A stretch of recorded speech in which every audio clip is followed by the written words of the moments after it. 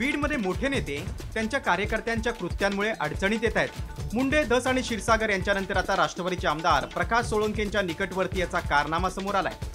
Sushil सोळंकेच्या मारहाणीचे 2 video समोर आले। पहिल्या व्हिडिओमध्ये सोळंकेंचा कार्यकर्ता मल्टी सर्व्हिस चालकाला बेदम मारहाण करताना दिसतोय। थेट त्याच्या ऑफिसमध्ये जाऊन त्यानं सर्व्हिस चालकाला बेदम मारहाण केल्याचं सीसीटीव्ही दिसतंय। तर दुसऱ्या व्हिडिओत तो माजलगावच्या तहसीलदार आणि पोलीस प्रशासनाला शिवीगाळ करून दमदाटी करताना दिसतोय। एवढंच नव्हे तर त्यानं या अधिकाऱ्यांसमोरच आमदार प्रकाश सोळंकेंना फोन देखील केला।